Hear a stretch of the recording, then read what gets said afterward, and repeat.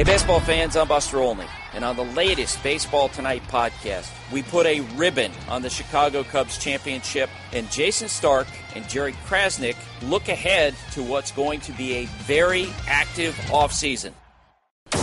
KD may still see Russell as a brother, but it ain't show friends, it's show business. And man, did KD put on a show last night. Homie was all business. Make no mistake, Kevin Durant's a warrior now. Any questions about whatever internal emotional conflict existed or connection he still felt with OKC were answered last night when he connected on a career-high tying 7 threes and scored 29 of his 39 in the first half of his first reunion with the Thunder. What was the strangest moment of the night from the time you arrived at the arena to right now? I wouldn't say anything strange. You know, that part of my life, you know, like I said before, it is what I moved on, I'm a part of the Golden State Warriors, and I'm excited to be a part of this team.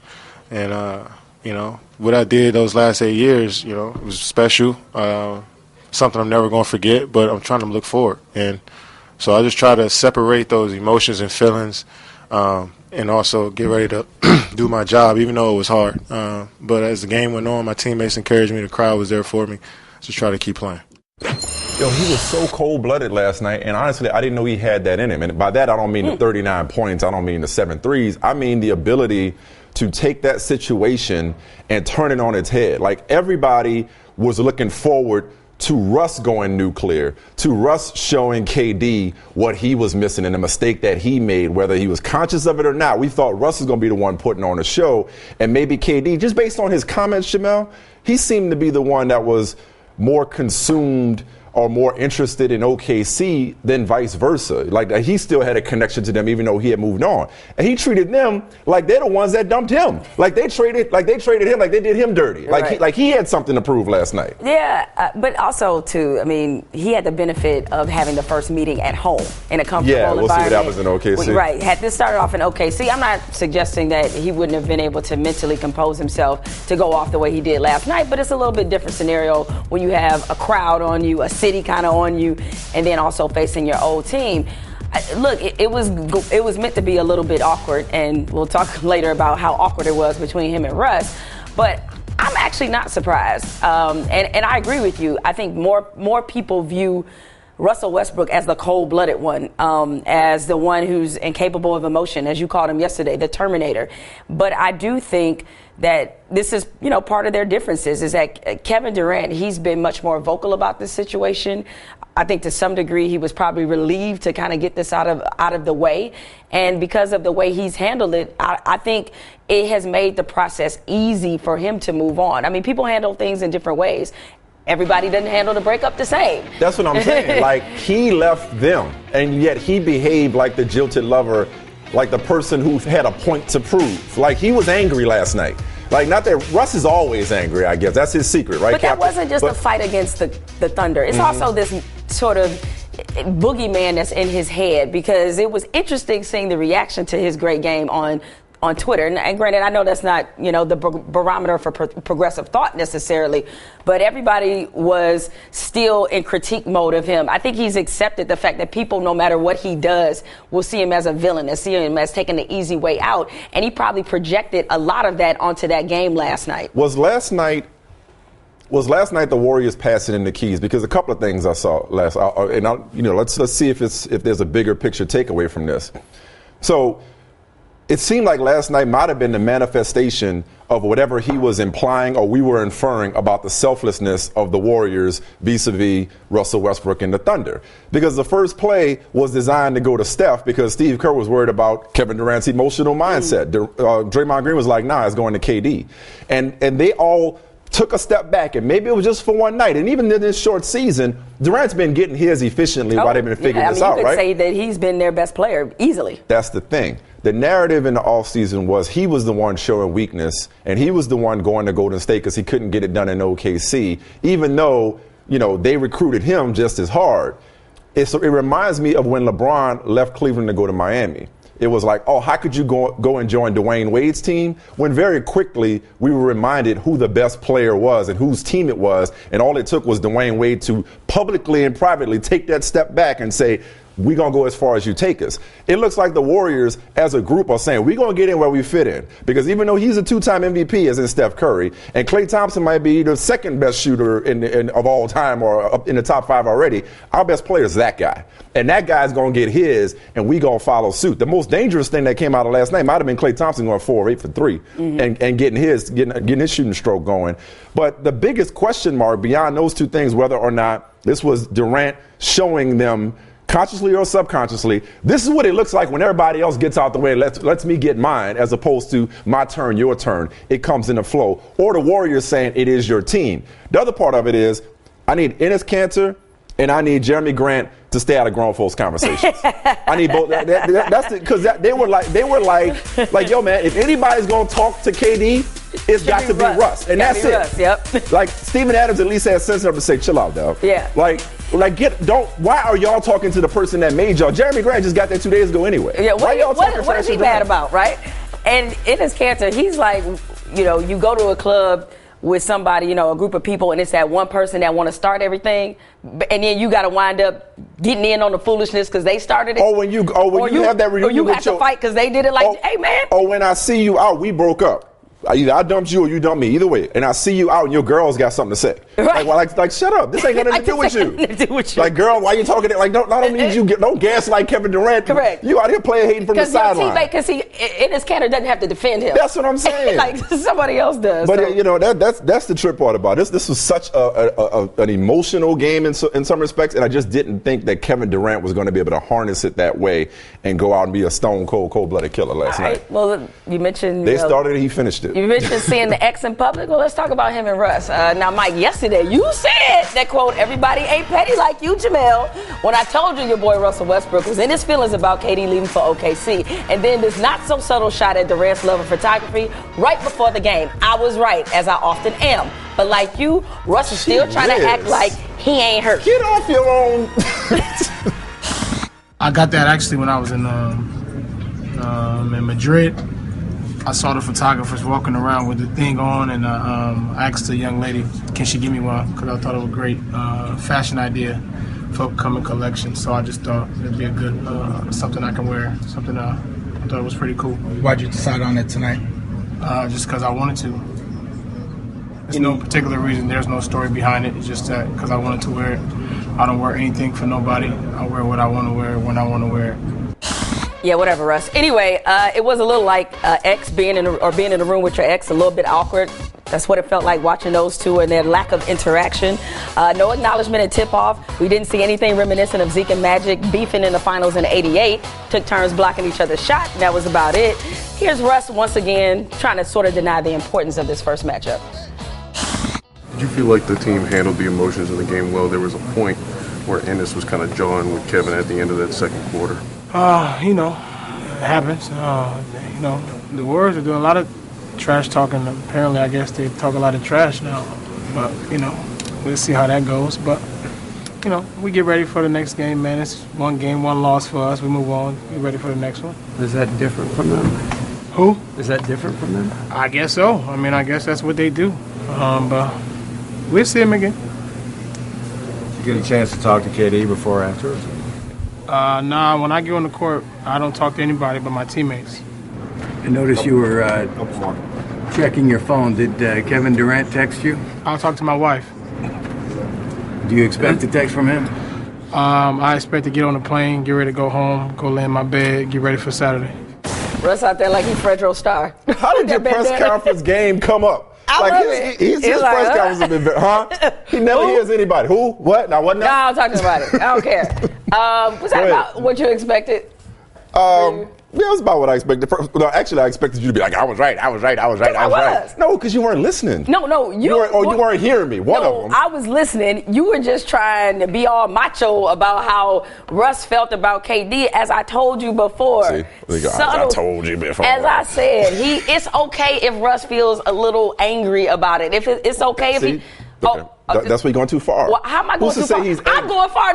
He's showing up with the official photographer that he got from Madrid. But I'm going too far. No, there's just this little bitty nuanced difference in opinion between how you and I see Russ. That's all. I never said that you were wrong about Russ not respecting what KD did. I just rejected the notion that Russ was somehow hurt. Does that look like somebody who's over it? No, that looked like somebody who's petty and somebody who knows how to get a subtle troll on. We saw him. That's not real subtle, Mike. We also saw him post a cupcake picture on the 4th of July. Also not subtle. Right. Or the Jumpman ad where it was like some stay, some run. You know who do that? People who are still mad. I don't think he's mad. I think it's just an opportunity to take a jab. And all I was rejecting. So why is he doing that? Like, you take jabs. Because he can. No, because he finds some kind of amusement out of it. Like, you don't take jabs I just feel like taking a jab right now. You take them because it's coming from a place of hurt. That's where it works. That's how it works. Just find another word from it, and we could agree. Yeah, hurt. That's what I'm saying. You try hurt. Like I'm offended I'd be offended if I were Russ at the suggestion that I'm hurt because somebody left, as if I can't get us to 4-1 by myself, or if I can't get us to the playoffs by myself. That suggests that Russ needs KD, and he's missing KD, and he's longing for KD, and he's emotionally scarred because KD went to Golden State. You're putting a lot of extra on it. Hurt. That's what hurt suggests to me. You put a lot of extra on it. I'm saying it's human to feel as if, like, really, man, you gonna leave us for them? Or just I don't know. Or human. Or see, when you say hurt, hurt comes from a place of inferiority. Like we talked about with the breakup. Like you diss me. No.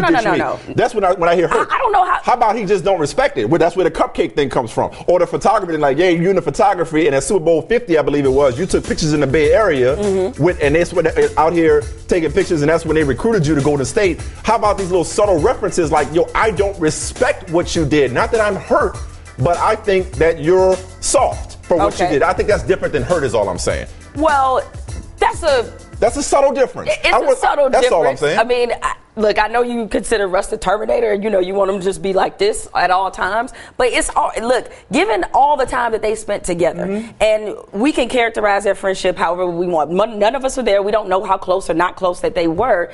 Supposedly they were in chapel at the same time yesterday. It's not beyond reason to think that you just would be, I don't know if maybe upset is not taking it too far, but you would just feel some kind of way.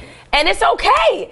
But you tried to act like he didn't feel anyway. Like Russ is just like, I don't care. What I was saying was, he clearly cares. I rejected the notion that he was going to somehow be extra motivated on the court than he always is. Like, okay, what was the manifestation last night? You watched the game. Did you see Russell Westbrook play the game any differently than he does all the time? He may have dressed differently, and you're absolutely right. Miss us with this idea that you just so happen to dress this way on this night coincidentally. Yeah, like that, come on, Russ. If that's a fashion collection piece, like, send that sucker back.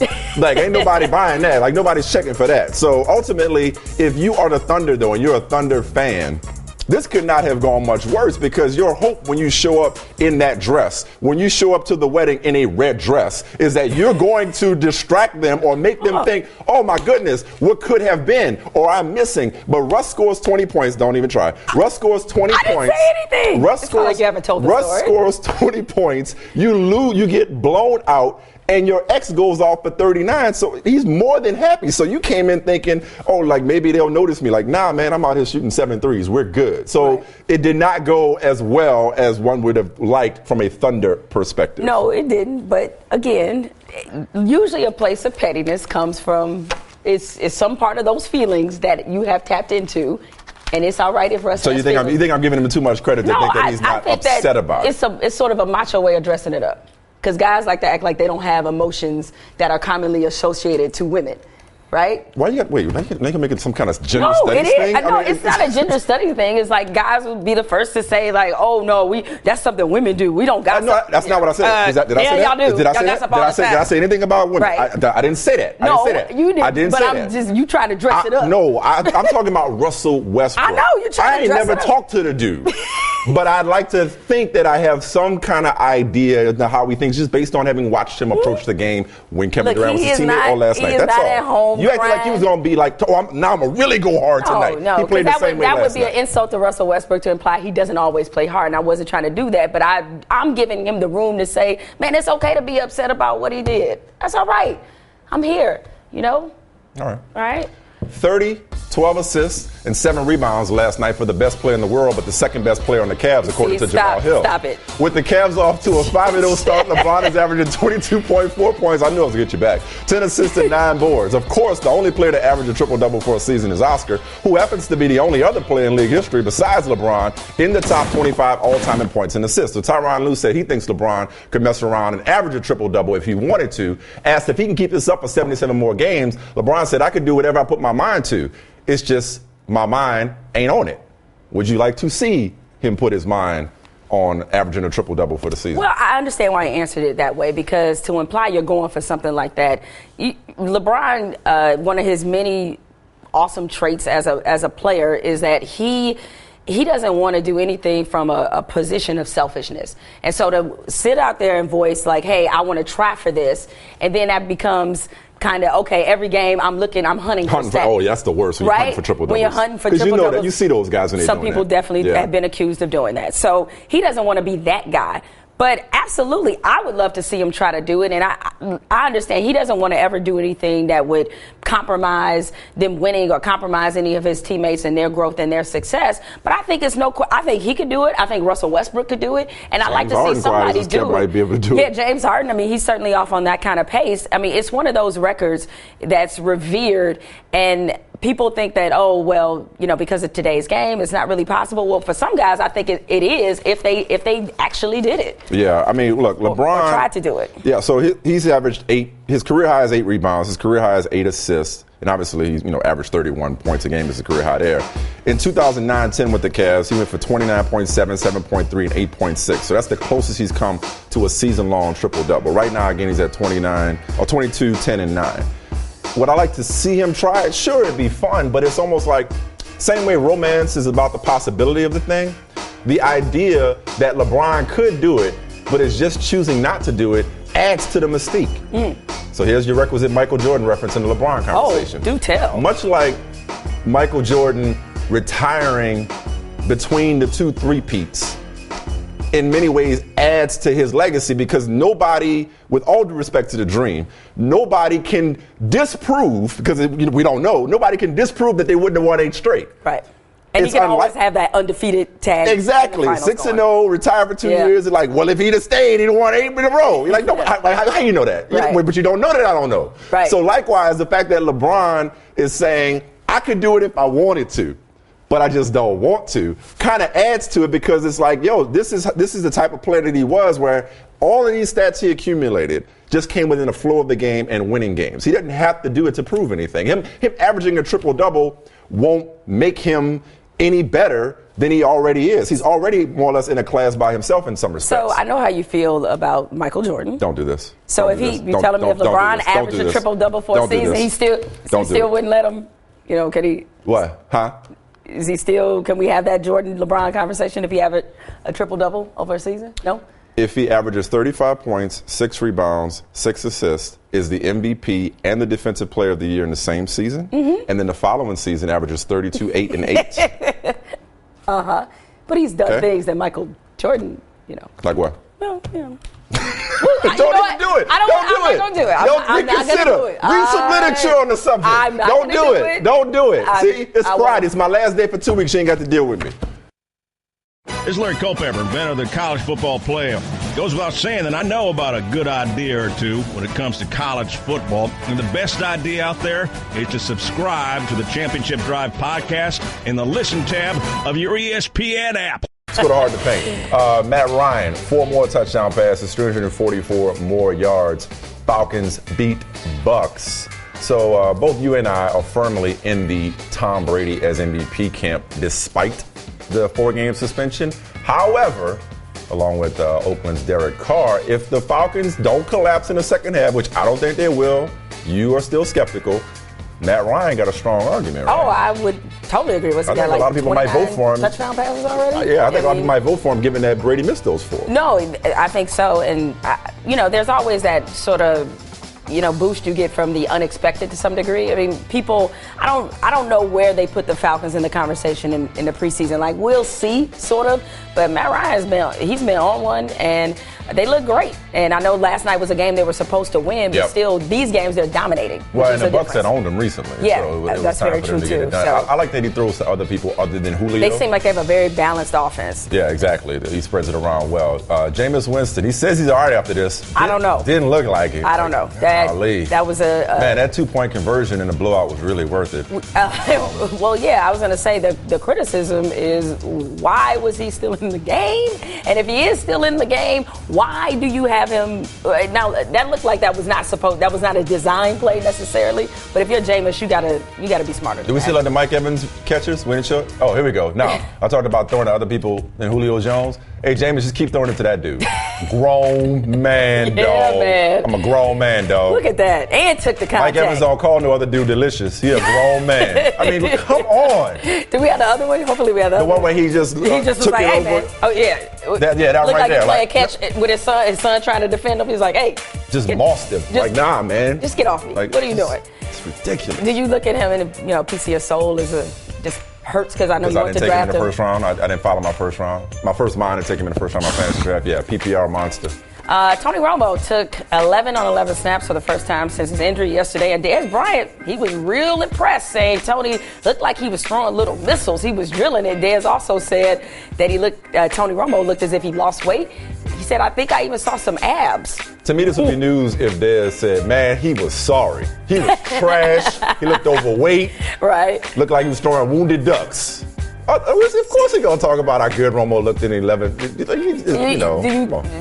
Think at all? That's not any kind of subtle message like, hey, Romo looks great. No, not at all. But it's great. It is, all jokes aside, it is great news because if Romo looks sharp and is ready to go, as we know, you're a snap away from having to be called upon. And the idea of Romo being ready to pick up where Dak, knock on wood. It's taking him. That's great news to have a ready quarterback, waiting in the wing. As I said, the drama, the real drama, is going to happen in the offseason. Yes, this season is Dak's team, no question about it. All right, so 2 days after Cam Newton spoke with Roger Goodell, VP of officiating Dean Blandino said on PFT Live that the league is exploring the possibility of adding an 8th official to improve quarterback safety so that the referees, sometimes they take their eyes off of things and they miss. So they need more people to make bad calls? Oh, sorry, my bad. Or could they just do it full time, So the officiating crew that they have this week against the Rams, I understand, has called, I think, 8 unnecessary roughness penalties, but no personal foul and quarterback penalties. And they're the crew that threw the 34 flags or assessed 34 penalties in Raiders Bucs last week. So well, this only, as much as the NFL was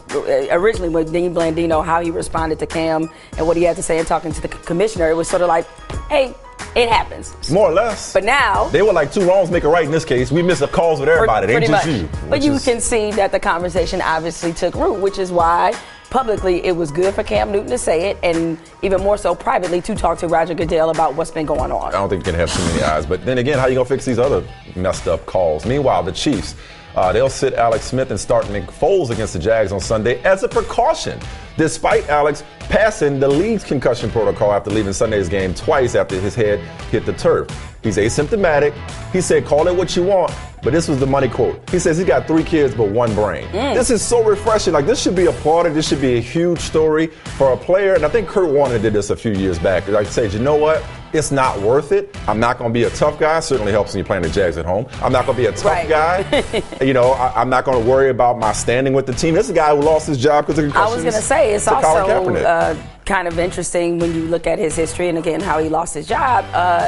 I will say this, though. I still don't know whether things like this are a sign of an evolving, changing culture. One at a time, I think it is. Yeah, I don't know that this could have been done a few years back. For him to say the league's protocol is what it is, I am going to take care of myself. All right. The Raiders take care of business. All right. Battle for the top spot in the AFC West. 6-2 Broncos head to Oakland, the Black Hole, to take on the 6-2 Raiders. Derek Carr, we know what he did last week, 513 yards, 4 touchdowns. He also had 5 billion penalty yards. That's what I need to see. Like, the last time they had a so-called prove-it game, the Raiders, it was against the Chiefs at the crib. I remember that. They lost. Yeah, and they lost, right. So now you're going to Denver. I think Aqib Talib's kind of beat up. But you can move the ball against Denver. You can move the ball. So I'm going to go ahead and pick Oakland. Okay. I'm going to ride with that offense. Yeah. You know, like Raiders fan, like you for real? Let's see it. Handle your biz. To see it. And let's see it. You look at it from this standpoint. We know that the Broncos offense has some limitations. And the Raiders offense is going to put a lot of pressure on Denver to keep scoring. So, like you, I think the Raiders can do this. This is their time. This is a primetime game, right? Yes, it is. Hey guys, it's Maria Taylor from Beyond the Lights. Make sure you check out the newest episode. We bring in Princess from Crime Mob. Remember that song, Duck If You Buck, from 15 years ago. And we've got the star rapper from the song in our spotlight. Why do you think ratings are down? Because the league isn't fun anymore. You know, every other league, you know, you see the players have a good time. You know, it's a game. You know, this isn't politics. This isn't justice. This is entertainment. And they're no longer allowing the players to entertain. They're no longer allowing the players to show any kind of personality, any kind of uniqueness, any individuality, because they want to control the product. They want to control the messaging, et cetera, et cetera. Except when it comes to, like, you know, they say we're trying to influence kids, and that's their biggest thing. You know, that's their biggest ploy, is that you don't want to be a bad influence to kids. You don't want to be a bad role model. And I can agree with that. But in the same breath, you can't say Budweiser is the official sponsor of the NFL and we're trying to influence kids. So, you know, there's a ton of hypocrisy, but it doesn't matter because we don't control it. Well, speaking of control, Roger got to get him under control. And here's what I mean by that. Not that Richard Sherman could ever be controlled. Here's what I mean.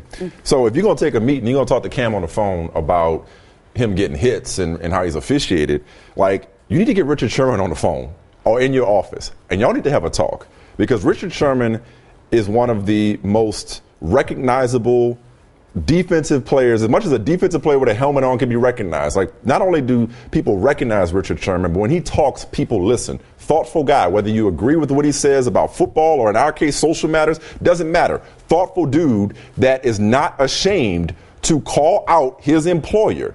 And at a certain point, perception becomes reality. It's one thing for me and you to sit here and say, oh, you know what, the NBA, is gaining on the NFL, and one day it may overtake it, and it's not fun, and the officials are incompetent, and it's the no fun league, and all that kind of stuff. It's one thing for us to say that. But when your marquee players like a Richard Sherman start to perpetuate that and say the game isn't fun, like, that's not the sales job. The reason that guys like that are up at these podiums is they're the salesmen. This game, whether owners want to acknowledge it or not, this is the players' games. Yes, it's not for long. And yes, they come and go. And yes, they're all disposable. And no, their contracts aren't guaranteed. But people show up to see them, not zebras throwing flags, or they certainly don't show up to see a commissioner or an owner or anything like that. They show up to see these players have fun. And when the Josh Normans of the world and the Richard Shermans of the world, when they're sitting up there saying, this ain't fun, this game is bad, it's a conspiracy. When they're saying this, you can't just let them say that and not try to you got to get them back on your side somehow. This is hurting your product. But see, that's where the NFL is on some level in trouble. And here's what I mean. Roger Goodell, a reflection of ownership, their conservative, arrogant, reckless attitude is going to cost them.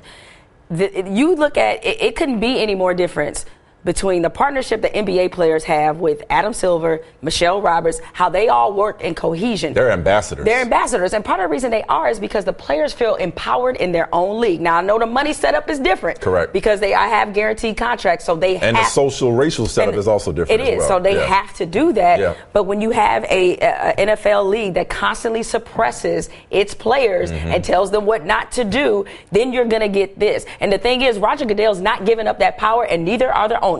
So their attitude is shut up and play. And they're not willing to evolve. And they're not willing to evolve. If and these that's ratings going to keep plummeting, be its they're going to demise. have to, though, right? If the ratings, if they can't just chalk it up to the election, if they can't just chalk it up to bad. By the way, and I know I'm not the first person to say this, why don't they just flex games year round? If they can do it at the end of the year, why can't they just figure out the best matchups, every Sunday night or every Monday night, as the case may be? Or maybe, I don't know, it's over my head, above my pay grade. But can you continue to root yourself in that arrogance you're talking about and saying, we're going to play to our conservative base, we're going to be role models to kids, we're going to, but we're totally fine with having domestic violence abusers on the field. We're that's okay. But can you do that and watch your ratings plummet and eventually perhaps hurt your bottom line vis-a-vis advertising? Can you do that and not Like I said, when I say get him under control, I mean like you need to talk to him and try to appease him as best you can because he's got a voice and he's not afraid to use it. Unfortunately, Mike, it's too late for that because the players don't respect Roger Goodell. No, they don't. And so it will be interesting to see how this plays out because at some point, if your players don't respect it,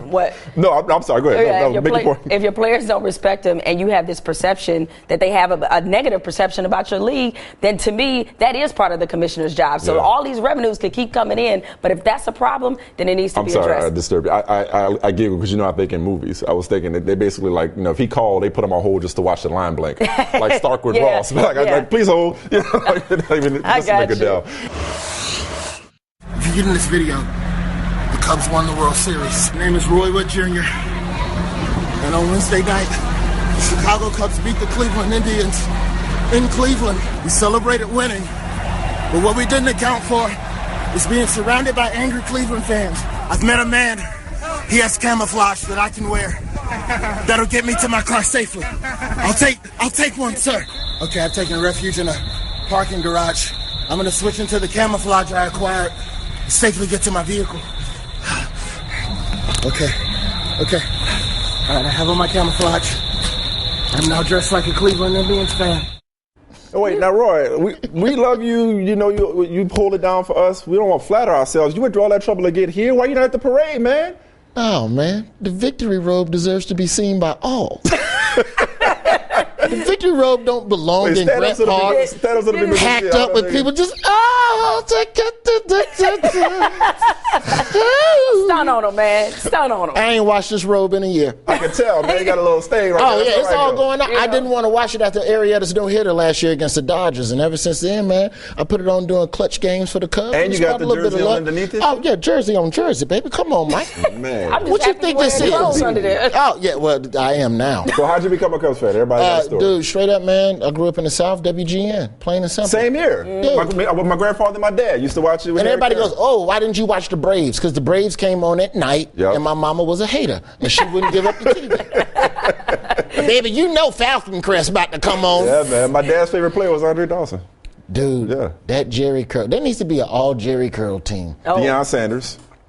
Andre Dawson. Michael Cage. Right. Yep, Michael Cage. Give me Ricky Henderson in the early 80s. Okay. Before he went fade. Because it was still in bases, I know. The wind was all in there. I got you. Slide head first and then dirty and dry up your Jerry curl. But it was a great time to be at the game, to be in the stadium. That's my first World Series game I've ever attended. And it was worth every penny, and it was worth it to see legit. Like, I thought I was a Cubs fan, but what I found out, I'm first generation.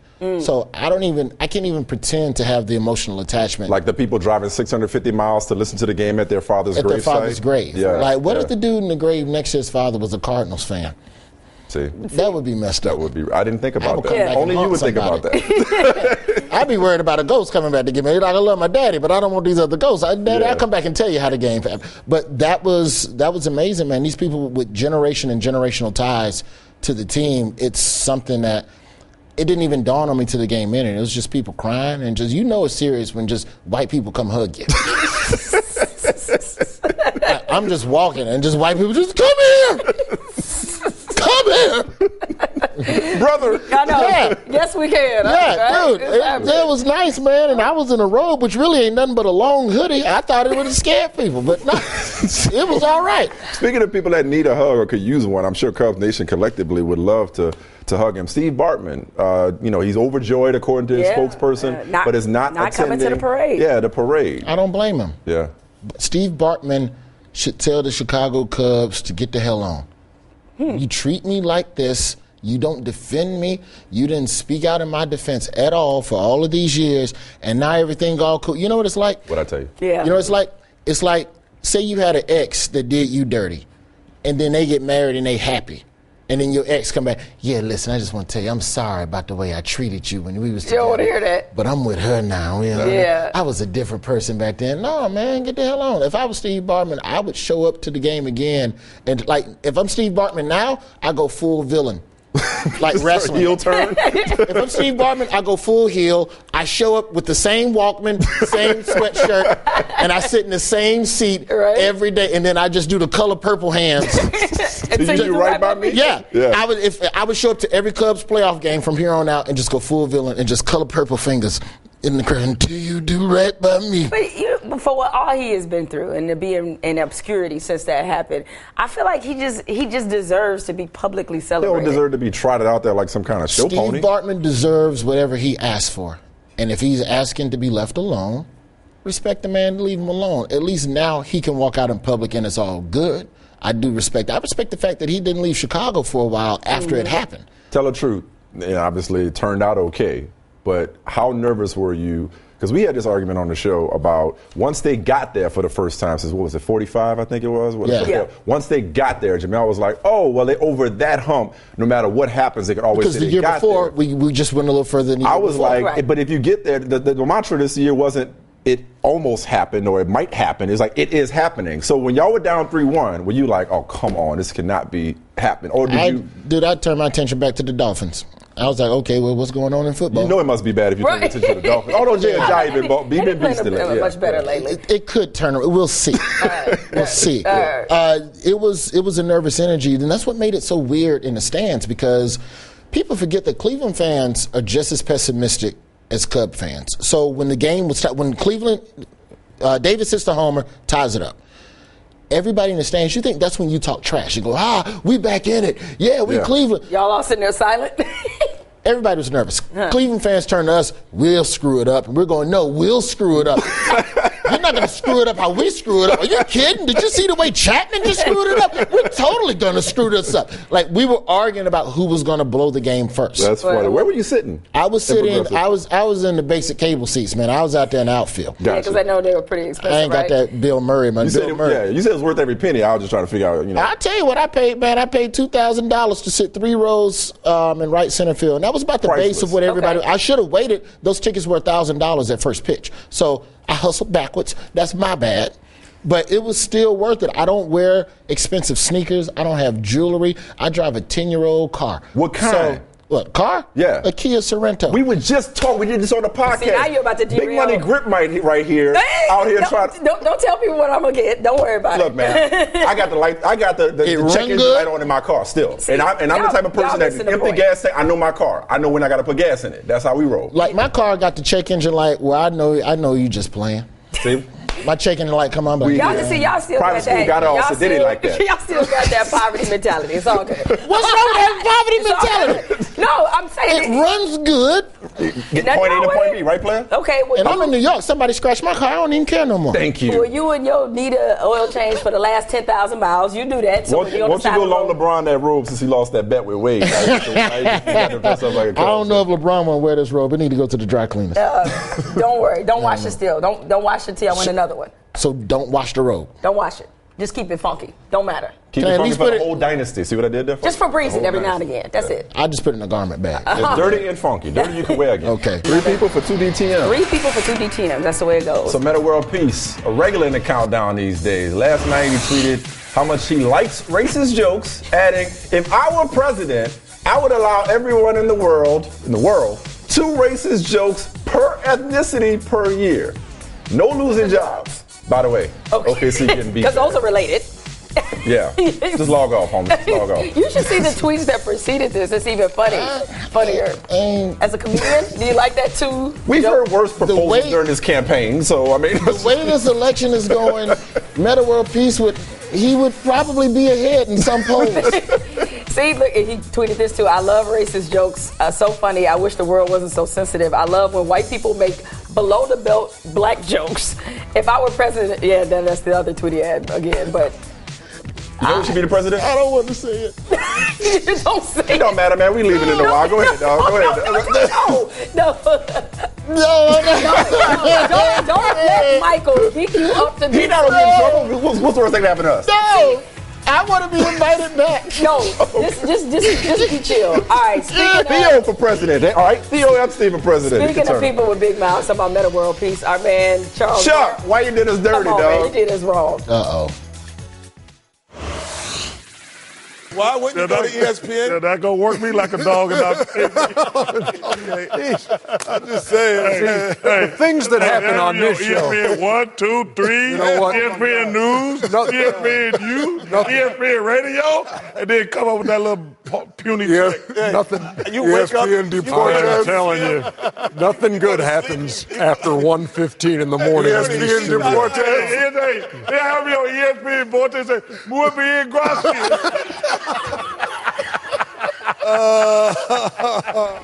Yo, I woke up to that this morning. I got to text Chuck. Well, I don't know if you're watching. Look, Chuck, you did our show for free. We know that when we were at the Super Bowl. We didn't pay you a dime. We know we making a year what you spent on a golf round or gambling on golf, though. Everybody got it like that's what my lights on my dashboard. Isn't that what you're supposed to do? Aren't you supposed to show more sports? If there's a demand, why are you mad that there's too many channels? Well, what he was saying is not that we think this way. Yeah. No, right. He was saying that they don't pay enough here for him to do 8 different shows. Of course not. He's a Hall of Fame basketball player. How many dunks you had, Michael? Dunkin' Donuts? Yeah. Yeah. So, if I ain't dunked the ball like Charles Barkley, I wouldn't expect to get the same amount of money as Charles Barkley. Well, that struggle real. Yeah. No, I'm kidding. No. We happy. We good. We good. No, we good. You happy? Yeah, we happy. Well, Chuck may have his own ideas about, the amount of work that we do around here, but we all work very hard, and I certainly appreciate the work you do, Mike. For those who don't know, Mike is going to be gone for 2 weeks. Come on. What y'all doing? So we want you to... I plan on coming back. We know. We just wishing you a speedy recovery. He's having a minor surgery, everybody. So we got you a minor with an insurance, right? Speedy recovery. What is this? Oh, man. That's for you. Number one on your checklist should be to get better. That's a great inside joke. Right. Y'all got me a cake? Yes, we got you a cake. What? And that's nice. Is something going to pop out of this? Oh, y'all so nice. Yes. See, we. Oh, that's a good. No wonder we only did 2 DTMs. Yes, that all is exactly makes sense. why. So. You know my OCD was overdrive. Why are we doing this? This is why. Yo, so stop talking. I'll be back. I know you will. Just cut it. Oregon brings an offense averaging over 40 points per game into the Coliseum to face the red-hot USC Trojans. Coverage begins Saturday at 6:30 Eastern on ESPN Radio, presented by Dr. Pepper.